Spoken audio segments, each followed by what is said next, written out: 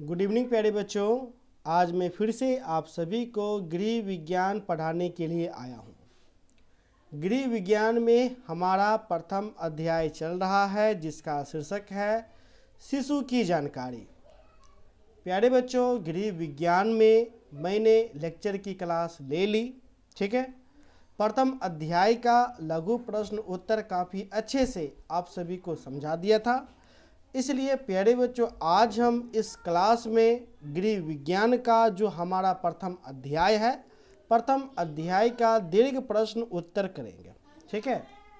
प्यारे बच्चों, दीर्घ प्रश्न उत्तर करने से पहले मैं आप सभी को बताना चाहूँगा, यदि आपने अभी तक हमारे पेड कोर्स को ज्वाइन नहीं कर रखा है तो आप हमारे पेड कोर्स को अवश्य रूप से ज्वाइन कर लीजिए। पूरे साल का मात्र आपको 1500 रुपये लगेंगे, जिसमें आपको सभी विषय चैप्टर वाइज पढ़ाए जाएंगे। Chapter wise live classes, chapter wise notes, chapter wise question answer में MBBI VBI को चिन्हित किया जाएगा।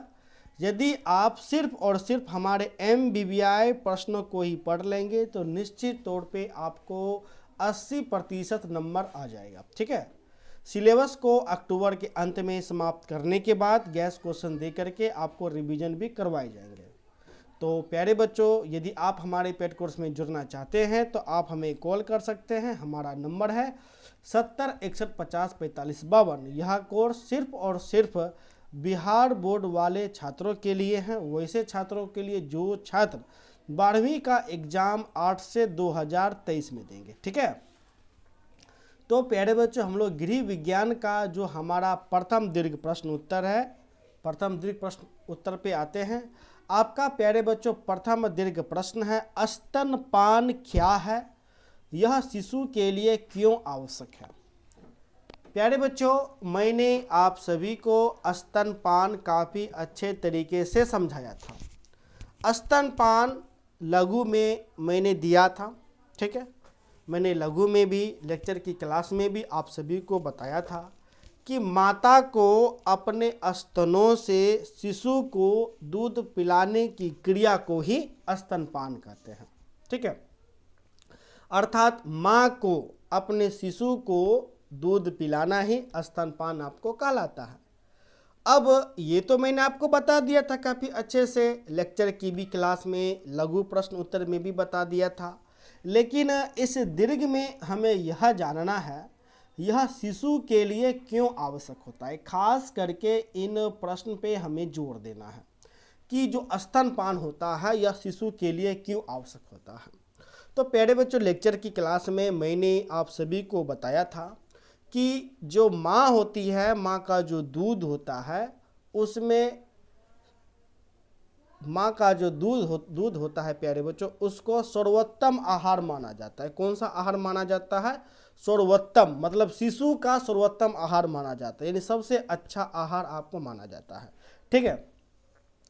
इसमें रोग प्रतिरोधक क्षमता अधिक होती है, जिससे जो शिशु होता है उस शिशु को यह दूध एक अमृत के समान होता है, ठीक है। और यह दूध काफ़ी आसानी से आपको प्राप्त न हो जाता है।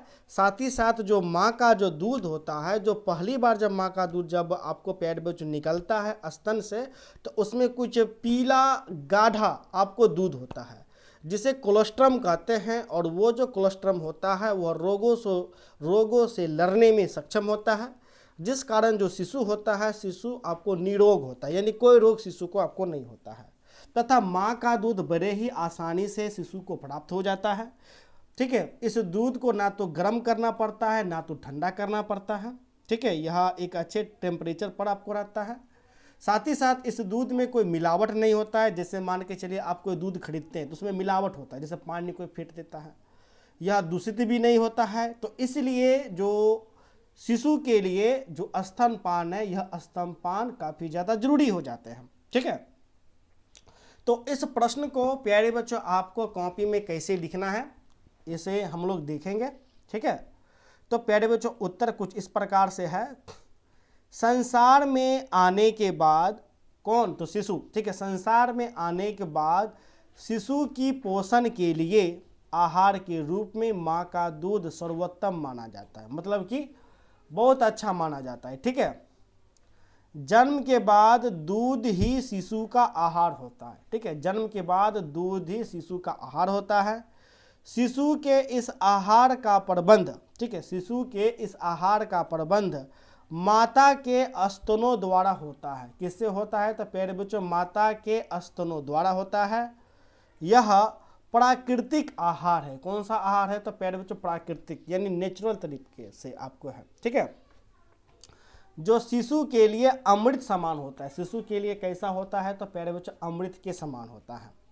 माता द्वारा अपने शिशु को अपने स्तनों से दूध पिलाने की क्रिया स्तनपान कहलाती है। ठीक है, माता द्वारा अपने शिशु को अपने स्तनों से दूध पिलाने की क्रिया स्तनपान कहलाती है। ठीक है प्यारे बच्चों, यहाँ तक समझने में कोई दिक्कत? या आपका स्तनपान आपका हो गया। अब हम आगे देखेंगे स्तनपान शिशु के लिए क्यों आवश्यक है। ठीक है, तो पैराग्राफ चेंज करके हम लोग लिखेंगे स्तनपान शिशु को कई कारणों से आवश्यक है। ठीक है, जो स्तनपान होता है प्यारे बच्चों वो शिशु के लिए कई कारणों से आपका आवश्यक हो जाता है। यदि मैं पहला कारण की मैं बात करूं तो माता के स्तनों से निकला पहला पीला गाढ़ा दूध, यानी कि जब पहली बार माँ का दूध स्तनों से निकलता है तो उसमें पीला गाढ़ा टाइप से दूध आपको देखने को मिलता है, जिसे कोलेस्ट्रम कहते हैं। कोलेस्ट्रम कहते हैं, क्या कहते हैं? कोलेस्ट्रम कहते हैं। ठीक है, जिससे कोलेस्ट्रम कहते हैं। और ये जो कोलेस्ट्रम होता है वो शिशु को रोगों से लड़ने की क्षमता प्रदान करता है। यानी शिशु को यदि कोई रोग होता है तो रोग होने के लिए नहीं देता है, बल्कि ये कोलेस्ट्रम उस रोग को ये कीटाणु को विषाणु को मार करके ख़त्म कर देता है। ठीक है, तो जिससे जो शिशु होता है वह रोग मुक्त आपको हो जाता है। ठीक है ना।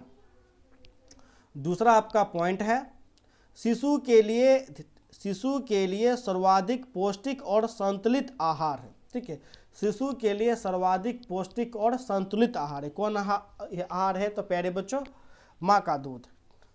नेक्स्ट है शिशु के लिए सर्वाधिक पाचन तंत्र के अनुकूल है। ठीक है, शिशु के लिए सर्वाधिक पाचन तंत्र के लिए अनुकूल है। ठीक है, यानी कि माँ का दूध पीने से शिशु को जो पाचन जो तंत्र होता है काफ़ी अच्छा माना जाता है, पेट खराब उराब टाइप का आपको नहीं होता है। नेक्स्ट मिलावट रहित है। अब प्यारे बच्चों माँ के दूध में तो कोई मिलावट तो होगा नहीं, तो मिलावट रहित है, जिस कारण शिशु को काफ़ी ज़्यादा लाभ आपको मिलता है। ठीक है, नेक्स्ट है सुरक्षित और आसानी से उपलब्ध है। ये माँ का जो दूध है काफ़ी सुरक्षित भी है और आसानी से उपलब्ध हो जाता है। जब बच्चे को भूख लगे तब यह खाना हाजिर हो जाता है। ठीक है, छठा आपको है दूध को बनाना नहीं पड़ता, यानी कि ठंडा गर्म नहीं करना पड़ता। यह स्वतः ही माँ के स्तनों से प्राप्त हो जाता है, जिससे समय की बचत होती है। क्या होती है? तो प्यारे बच्चों समय की बचत होती है। ठीक है, अब जैसे मार्केट से आप दूध खरीदते हैं तो या तो उसको हल्का सुसुम करना पड़ेगा, या ज़्यादा ठंडा है तो सुसुम करना पड़ेगा, ज़्यादा गर्म है तो ठंडा करना पड़ेगा। तो जो माँ का जो दूध होता है उसमें यह झमेला गर्म करने का ठंडा करने का आपको नहीं होता है। ठीक है, तो इन कारणों से जो स्तनपान है शिशु के लिए प्यारे बच्चों वो काफ़ी क्या हो जाता है, तो काफ़ी ज़्यादा आपको ज़रूरी हो जाता है। तो प्यारे बच्चों आपका दीर्घ प्रश्न उत्तर पहला आपको समाप्त होता है, इसलिए अब हम आते हैं दूसरे दीर्घ प्रश्न उत्तर पे। ठीक है, दूसरा दीर्घ प्रश्न उत्तर है जन्म से लेकर 1 वर्ष तक बच्चों के शारीरिक विकास का वर्णन करें। मैंने प्यारे बच्चों इसे काफ़ी अच्छे तरीके से आप सभी को बताया था। जन्म से लेकर 1 वर्ष तक बच्चे का शारीरिक विकास काफ़ी अच्छे तरीके से मैंने आपको बताया था। इसी पॉइंट के अंतर्गत मैंने बताया था कि जन्म के समय शिशु का भार कितना होता है, लगभग 2.5 किलो से 3.5 किलो के बीच आपको भार होता है। ठीक है, ऊंचाई लंबाई मैंने बताया था 20 इंच का लंबाई है ना होता है। ठीक है, सारा पॉइंट मैंने आप सभी को काफ़ी अच्छे तरीके से बताया था, इसलिए उत्तर हम कुछ इस प्रकार से लिखेंगे। जन्म से लेकर 1 वर्ष तक के बच्चों के शारीरिक विकास निम्नलिखित है। ठीक है, बच्चों के शारीरिक विकास निम्नलिखित है। पहला भार या वजन। ठीक है, भार या वजन डैश देकर के आपको लिखना है। शिशु का वजन जन्म के समय लगभग शिशु का वजन जन्म के समय लगभग 2.5 किलो से 3 किलो तक होता है। 3 किलो तक लड़की का होता है, लड़का यदि होता है तो 3.5 किलो तक हो जाता है। यहाँ पर आप 3.5 किलो भी लिख दीजिएगा तो कोई दिक्कत आपको नहीं है, ठीक है। 3.5 किलो से ये 2.5 किलो से 3.5 किलो तक होता है। 4 माह में यानी 4 महीने में 2 गुना यानी इसका जो वजन होता है 2 गुना हो जाता है, और 1 वर्ष में लगभग 8.5 किलो से 9 किलोग्राम तक हो जाता है। कौन हो जाता है? शिशु। यानी जन्म के समय शिशु का भार जो होता है 2.5 किलो से 3.5 किलो के बीच आपको भार होता है। लड़का है तो लड़की है तो 3 किलो तक, लड़का है तो 3.5 किलो तक। 4 महीना बाद यह जो आंकड़ा होता है डबल हो जाता है, यानी 5 किलो का, ठीक है, 6 किलो का शिशु हो जाता है, और 1 साल में इसका वजन बढ़ के लगभग 8.5 किलो से 9 किलो का आपको हो जाता है, ठीक है। इस प्रकार से वजन में जो शिशु होता है, शिशु का 1 वर्ष में क्या होता है? शारीरिक आपको विकास होता है। यदि मैं आकार और लंबाई की मैं बात करूं तो जब बच्चा जन्म लेता है, यानी कि जब शिशु जन्म लेता है उस समय उसकी लंबाई लगभग 20 इंच की होती है। कितना इंच की होती है? 20 इंच के। यदि लड़का हो तो आधा इंच बढ़ जाता है, यानी 20.5 इंच का होता है। मैंने लेक्चर की क्लास में आप सभी को मैंने बताया था, ठीक है। लेकिन लड़कियों की लंबाई की अपेक्षा आधा इंच अधिक होती है, यानी कि 20.5 इंच। शिशु की लंबाई में प्रारंभ के 2 वर्षों में तीव्र वृद्धि होती है, यानी 2 साल में जो शिशु का जो लंबाई है काफ़ी तीव्र गति से बढ़ता है। लेकिन वृद्धि की यह गति बाद में धीरे पड़ जाती है, यानी बढ़ना जो शिशु जो लंबा जो होता है यह गति 2 साल के बाद धीरे पड़ जाता है और लगभग 22 साल तक खत्म हो जाता है, यानी 22 साल के बाद कोई लंबा होता ही नहीं, बढ़ता ही नहीं है, ठीक है ना। नेक्स्ट तीसरा पॉइंट है चेहरा एवं सिर, ठीक है। जन्म के समय शिशु का अनुपात लंबाई का 22% होता है, ठीक है। जन्म के समय शिशु का अनुपात उसकी लंबाई का 22% होता है, यानी चेहरा और सिर, ठीक है। जैसे जैसे आयु बढ़ती है सिर का क्षेत्रफल शरीर के अनुपात में कम होता है। क्या होता है? तो प्यारे बच्चों आपको कम होता है। नेक्स्ट है चौथा पॉइंट हाथ, पैर और दांत, ठीक है। तो जन्म के समय शरीर के अन्य अंगों की तुलना में हाथ पैर छोटे होते हैं, यानी जब शिशु का जन्म होता है तो हाथ पैर काफ़ी छोटा होता है। आयु के साथ पैर की लंबाई बढ़ने लगती है, यानी जैसे जैसे आयु बढ़ता है पैरों की भी लंबाई आपको बढ़ता है। शिशु के दांत 6 माह से 1 वर्ष की आयु के बीच मसूड़ों से बाहर निकलना प्रारंभ हो जाता है, यानी कि जो दांत होता है शिशु का वो 6 महीने के बाद से निकलना प्रारंभ हो जाता है। मैंने आपको कहा था कि शिशु में लगभग 6 महीने के बाद दांत आना प्रारंभ हो जाता है, वह दांत अस्थायी दांत होता है। लेकिन किसी किसी शिशु को 5 महीना में ही दांत आ जाता है। तो 5 महीना में तब दांत आता है जब शिशु में कैल्शियम की मात्रा अधिक होती है। लेकिन किसी किसी शिशु में जो दांत होता है 8-9 महीना में आपको आता है। तो 8-9 महीना में उसी शिशु का दांत होता है कि जिसमें कैल्शियम की मात्रा आपको कम होती है, ठीक है। लेकिन 6 से 1 साल के बीच में 6 महीना से 1 साल के बीच में जो दांत होता है अस्थायी दांत आपको निकल ही आता है, जो कि मसूड़ों से आपको निकलता है, ठीक है ना। नेक्स्ट आपको पॉइंट है नाड़ी एवं पाचन संस्था। तो शिशु में नाड़ी संस्थान का विकास गर्भावस्था में ही प्रारंभ हो जाता है, यानी जब शिशु गर्भ में रहता है तभी उसका नाड़ी और पाचन संस्था का विकास होने लगता है, ठीक है। जन्म के समय शिशु के पेट की क्षमता 25 ग्राम होता है, यानी जब शिशु का जब जन्म होता है उसका जो पेट का जो क्षमता होता है वो प्यारे बच्चों 25 ग्राम का होता है, ठीक है। 1 माह के शिशु के पेट की क्षमता 80 ग्राम हो जाती है। जो शिशु होता है उसका पेट की जो क्षमता होता है वह आपको 80 ग्राम हो जाता है, ठीक है। इस प्रकार प्यारे बच्चों दूसरा लघु प्रश्न उत्तर आपका समाप्त होता है। इसलिए अब हम आते हैं तीसरे दीर्घ प्रश्न उत्तर पे। दूसरा दीर्घ प्रश्न उत्तर आपका समाप्त हो चुका है। तीसरे दीर्घ प्रश्न उत्तर पे प्यारे बच्चों हम लोग आते हैं। तीसरा आपका प्रश्न है बच्चों के सामाजिक विकास को प्रभावित करने वाले तत्व के बारे में लिखें, ठीक है।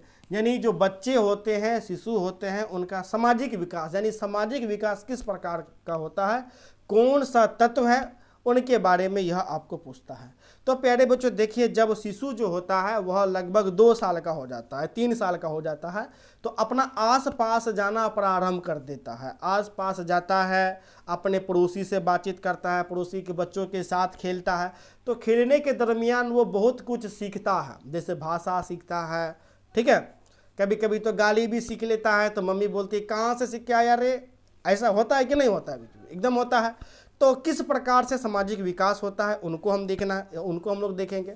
तो सबसे जो ज़्यादा प्रभाव होता है जन्म के बाद, वह सबसे पहला आपको आ जाता है परिवार, ठीक है। क्योंकि जन्म के बाद तो प्यारे बच्चों जो बच्चे होते हैं वो तो परिवार में ही रहते हैं, परिवार में अपनी माँ से, पिता से, भाई से, बहन से बात करते हैं और बातचीत करना वो आपको सीखता है, ठीक है। तो पहला पॉइंट है परिवार, यानी इस प्रकार से आपको उत्तर लिखना है। बच्चों के सामाजिक विकास को प्रभावित करने वाले कारक निम्नलिखित हैं। पहला परिवार, ठीक है। परिवार ही बच्चों के सामाजिक मानकों का आदर करता है, यानी कि सर्वे सर्वा पहले परिवार होता है, जैसा परिवार होगा वैसा बच्चा होगा, ठीक है। तो परिवार ही बच्चे के सामाजिक मानकों का आदर करता है और आचरण करता है, यानी जैसा परिवार का बिहेवियर होगा बच्चा भी वैसा ही होगा। तो आगे चलकर बच्चे के सामाजिक व्यक्तित्व बनने की संभावनाएं होती है, यानी परिवार अच्छा है, आचरण अच्छा है, तो बच्चे भी अच्छा बनेगा ही बनेगा, इसका संभावना ज़्यादा हो जाता है, ठीक है। दूसरा है पास पड़ोस। पास पड़ोस का मतलब प्यारे बच्चों आस पास, ठीक है। 2 वर्ष का बच्चा अपने आस पास जाने लगता है, ठीक है, यानी जब बच्चा 2 वर्ष का होता है तो वह आस पास जाने लगता है, ठीक है।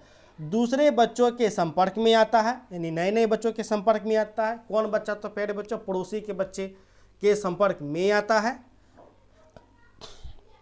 वह सबके साथ मिलकर खेलना सीखता है, यानी सबके साथ मिलकर के खेलना सीखता है, जैसे छुआ छुई हो गया, है कि नहीं, ढींगा पानी बचपन में आप लोग भी खेले होंगे। अगर आस पास में लोग उसे प्यार करते हो तो उनके प्रति सामाजिक मूल्यों का क्या होता है? तो प्यारे बच्चों निर्माण करता है, ठीक है।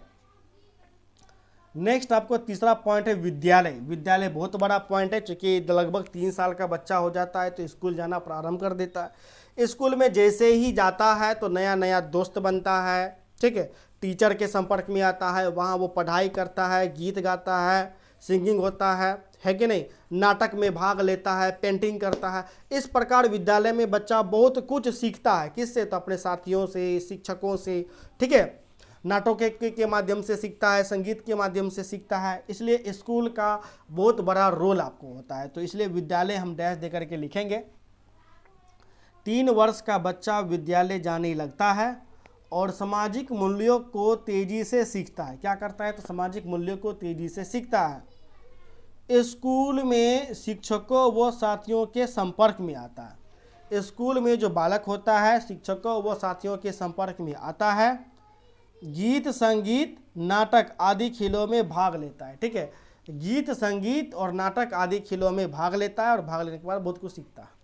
नेक्स्ट है तीज परंपरा और तीज त्योहार परंपरा। जब बच्चा 3 साल का होता है तो वो देखता है कि समाज में तीज यानी त्यौहार मनाए जाते हैं, संस्कृति होता है यानी त्यौहार मनाए जाते हैं, तो वो देखता है कि जो भी हम ईद मनाते हैं या छठ मनाते हैं या दीपावली मनाते हैं तो समाज एकत्रित होता है। तो बच्चा सीखता है कि समाज के बिना कोई भी उत्सव नहीं मनाया जा सकता है, ठीक है। तो इस प्रकार बच्चा तीज से, त्यौहार से, परंपरा से बहुत कुछ सीखता है।